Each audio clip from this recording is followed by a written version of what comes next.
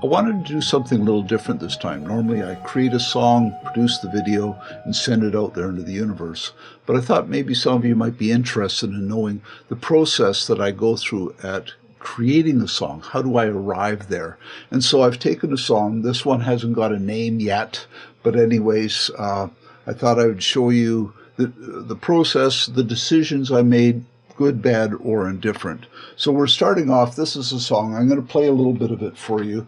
Won't play all of it, but I'll start it. Then we'll go from there. So you can hear, it starts off with a little bit of arpeggiation, some very mellow music coming up, and in the back are some sound effects or whatever. If we open up these tracks, we can actually see the mix here. So you can see that this first track here, it's coming in and it's about to go out as this fifth track comes up. You can also see this is the arpeggiation track here. It is kind of going up and down as this music goes up and down in tone.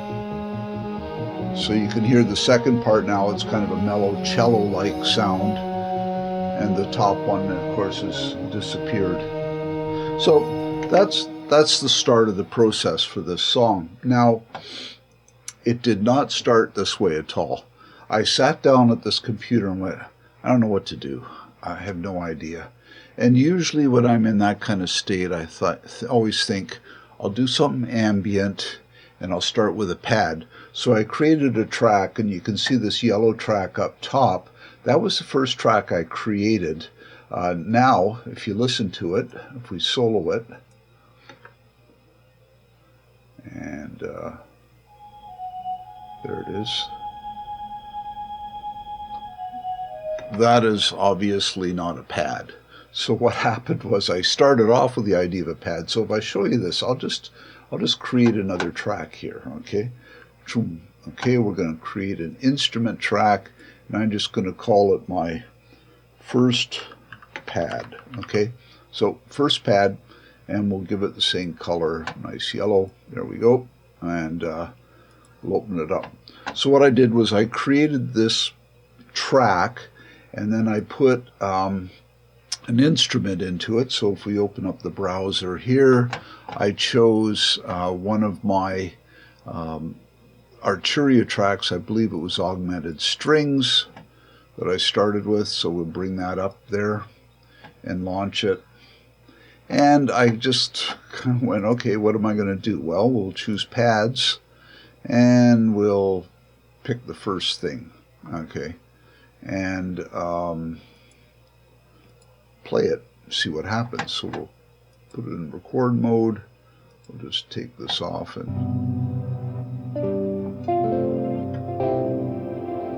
I went through various pads, just seeing what I could find. I also, I think, played around. I tried bowed strings and string ensemble. And, so I started playing around with it, trying to create something. But I also realized, well, I need to, make chords here. Now, you need to understand, I'm a guitar player. I am not a keyboard player. I press keys down, and I have no idea what I'm getting, okay? So I decided randomly, well, why don't I play around with just black keys? I'm always playing in the key of C. Okay, C is the simplest key to play in because it's all white notes, right? Let's see if we can find something. Okay, so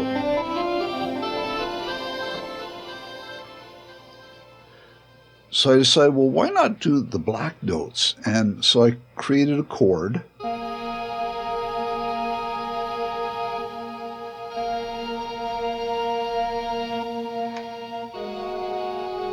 And I came up with a sequence with the chords. I should also note that I cranked this down to 60 beats per minute.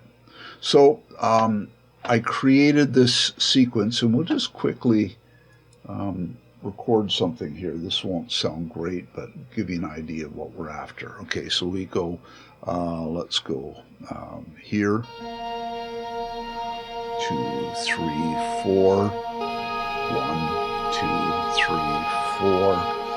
1, 2, 3, 4. 1, 2, 3, 4. So I create a little sequence. So there it is. I can turn this off. I can close this up. And I thought to myself, okay, here's my little sequence. And we'll just play it. Okay, so there it is. And I thought, well, what if I had two pads on top of each other? That would sound good. And at that point, you see this blue track here, you can see it's an audio track, and that's because I decided to use my Hydrasynth. So I launched another track, T. This time I went audio in, okay, and I need to just make a quick change here, change it up so that it's the, here we go. I believe that'll get the Hydrasynth going. Let's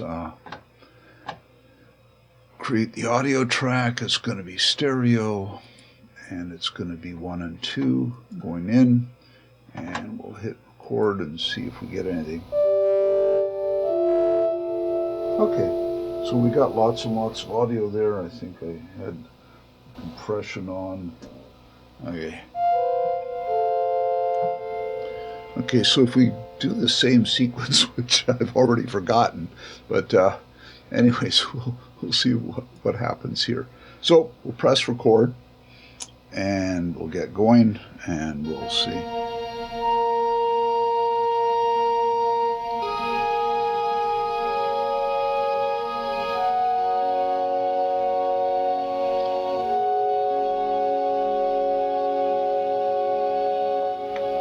So this is all going to be out of time, but anyways, you get the idea. I had this idea that I was going to have two pads, one on top of each other, and they were going to just interact with each other.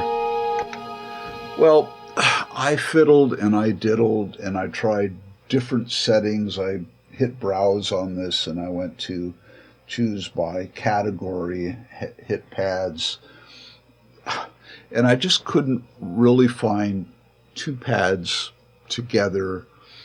The other thing is that, as you heard a moment ago, I couldn't remember how I played it. I'm not a keyboard player. And, of course, in the one that's in the computer, it's just MIDI. I can correct it and fix it and make it, adjust it. Where when I'm live recording, that's it. And I know there's a way of routing the MIDI out into here, controlling it, and bringing it back in and that. But it was just getting really complicated trying to match the two without mistakes. So then I sat down and went, okay, what could I do here? So the first thing I did was I just muted the, let's remove solo on here. I muted everything. Well, let's solo this track. That's simpler. Okay. I muted this first pad track.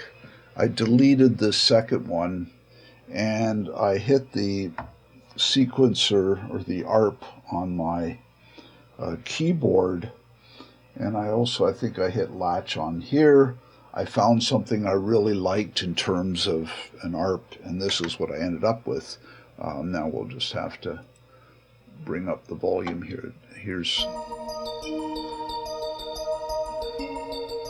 So that's pressing down a whole bunch of keys, moving them around once in a while, having this set at 120 rather than 60, so it's basically doubling the speed.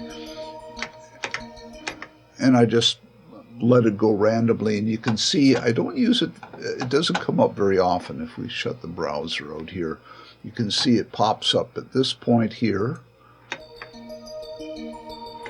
and here at 21, and then here at 41, and it ends this. So I ended up with an ARP instead of a pad. Okay, so then my first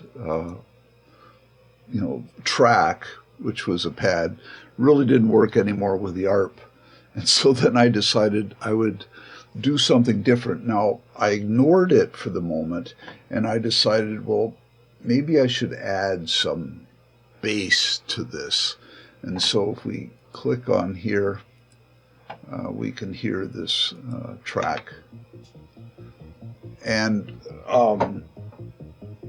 I just thought it sounded good with this. If we go over here and put the two together, it cuts out at that point, but anyways, I have it going up and down depending upon where I want it to appear and what I want in the mixing part of it. So it fades down, we hear this come up, and then as this fades down, the kind of bass ARP comes up. So you can see now I've got two tracks that I can live with. I've got this ARP on the Hydra using the Fantasia patch, and then I have this sequenced kind of bass part using the AUD's Moog, Mini Moog patch. So now it's like, okay, I've got that. I think I need some kind of lead. So that's when I went back to my very first track, deleted the pad, and then created this lead part. So we hear it here.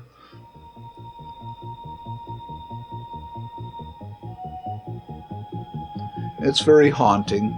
It's Analog Labs. What is the... oops. Come on. A Place to Rest from Analog Lab. That's Arturia. So I had this very mellow part. I thought, well, it could really use little effects. You know how you just, put a topping on, I needed something. So I then went into pigments. I love pigments. And I created this. Let's mute everybody else at the moment.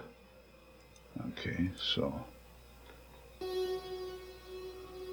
I mean, it's very subtle,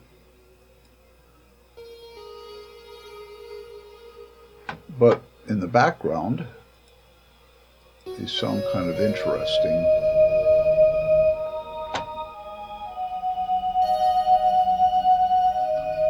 So it's subtle, but it just adds a little something extra. So now I've got these 4 tracks. I've got the lead part up at the top. I've got this Hydra Fantasia ARP kind of thing happening, the bass part, and these little extra things. Okay, so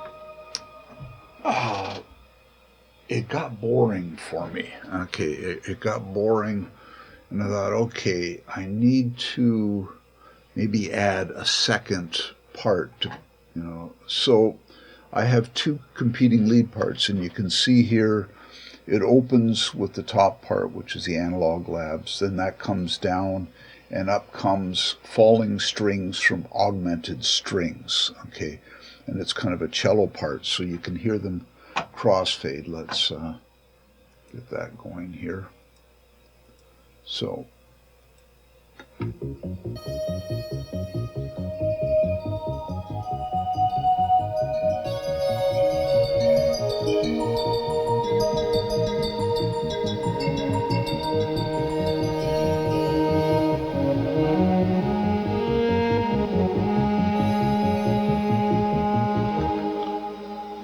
So there's a nice contrast. They're 2 very different sounding instruments at this point. And I thought it was important to help the now, of course, you got to understand that at this point, all these tracks are going full blast. And if you want to talk about a mess, it was chaotic. You could imagine everything all the way up. Nothing's mixed. It's just doing its thing. So I needed to do several things at this point. One is to kind of sort all that out. The other is to add whatever effects and adjustments I needed to make to the tracks. And one of the things I did, I'm just going to drag this over to the main screen. Come on over. Okay, don't come over. See what I care. Hold on.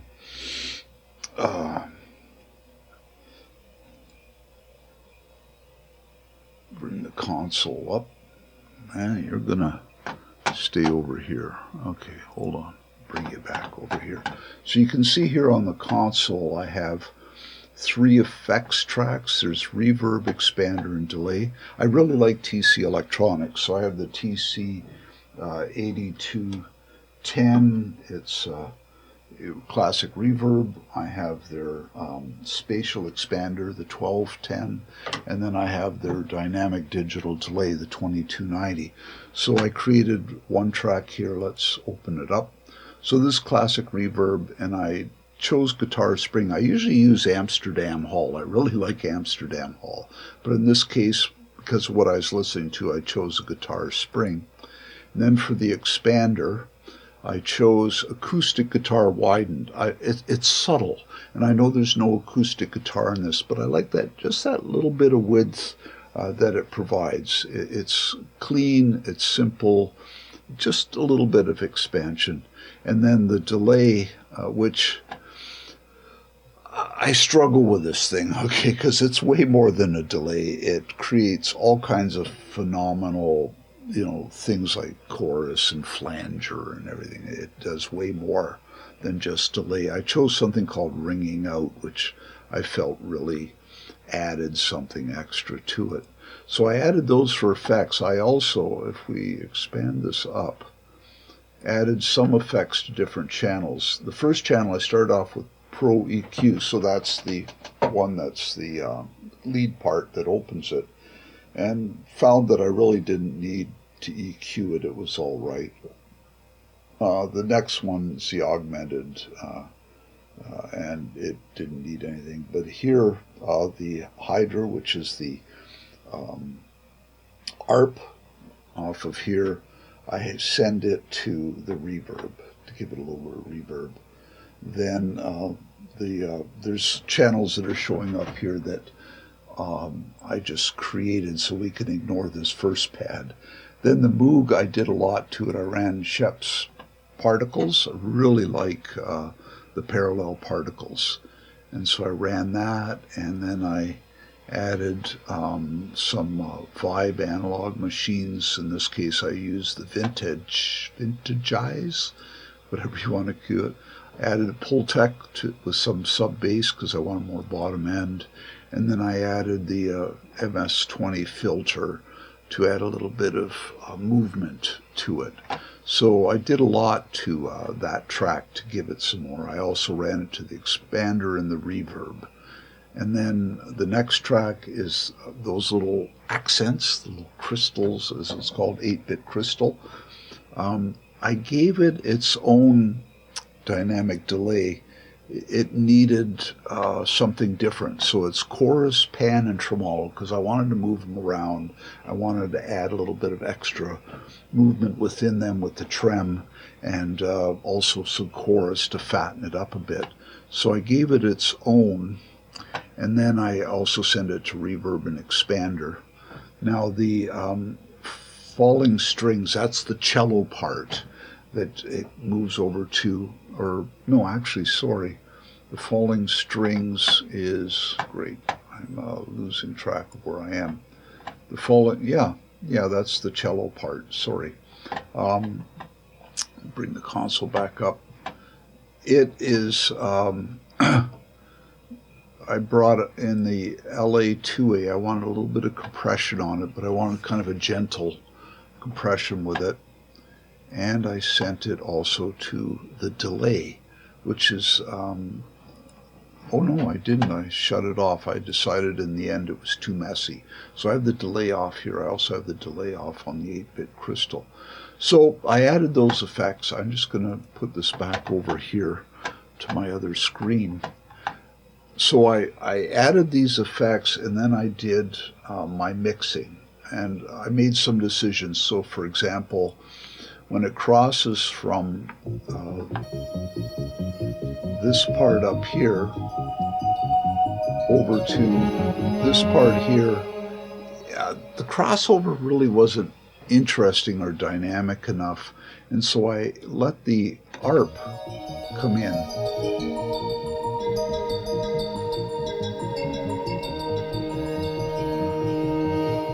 So just a little bit of that ARP.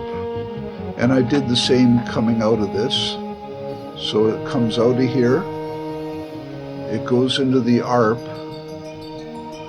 and I let the ARP run a little bit before the other lead part came up, because I wanted to highlight the ARP. It's interesting, it's so random. I set it for random. And then the top part comes up, the lead, and that fades away. So I made it a long transition. You can see it's a lot longer here. And then here I decided I didn't need to add the ARP because I wanted to have the two with each other. They do complement each other, even though they're different lead lines. They're kind of in the same ballpark. And while it isn't counterpoint, not in the traditional Bach sense, but I thought there was something happening here. Yeah, maybe it's a little messy, but I think it does something interesting. So I let them play out. You can hear them play out. And then what I did was I tried to bring it up to a bit of a crescendo by bringing the ARP back in while leaving everything else up. In fact, I even brought up the bass moog part. And then I take the bass moog part down, and I let the two leads just stop, and then that's it. That's done. So I made all those decisions that I had to make. I know this is awful. People are going to say, you do what? But I master within my own thing.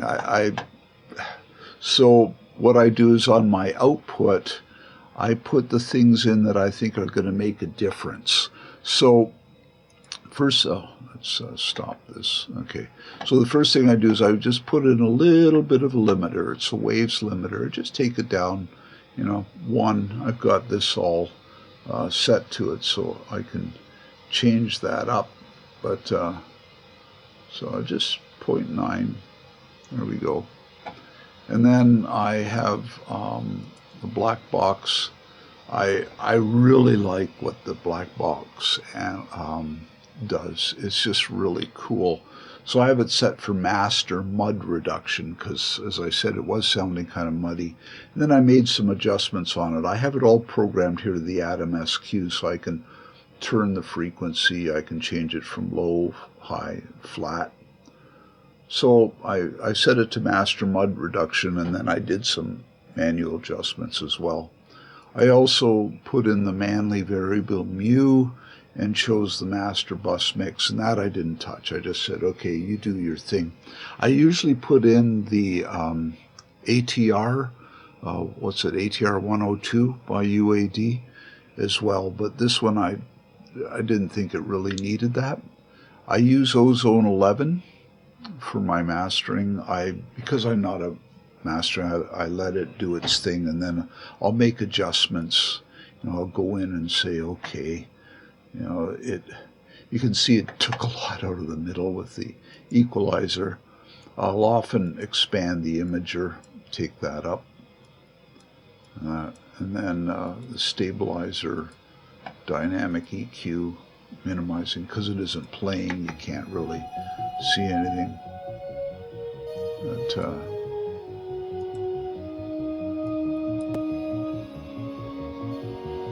yeah.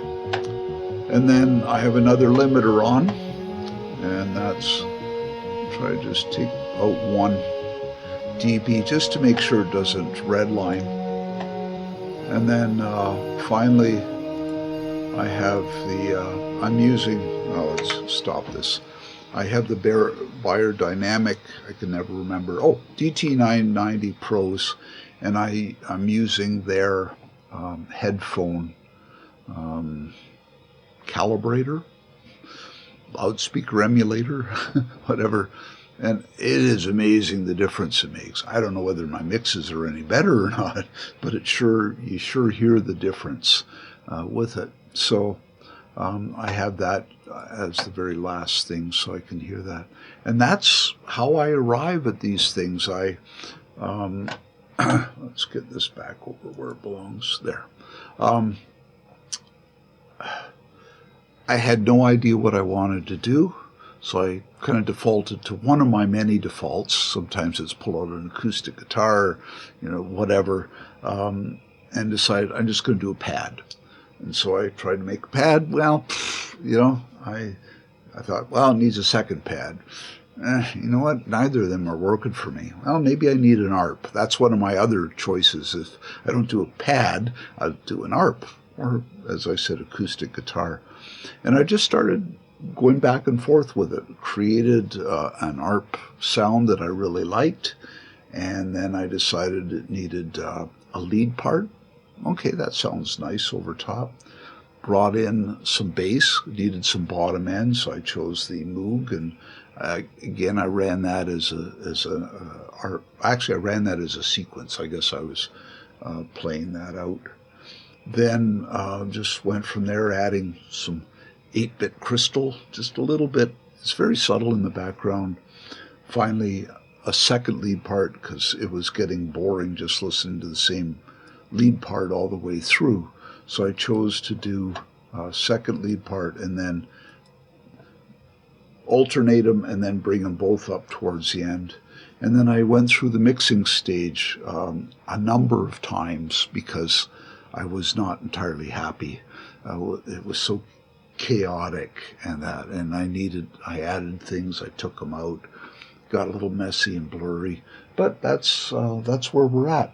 So thank you for putting up with this, and we'll play the whole thing out for you. And here we go from the beginning and play.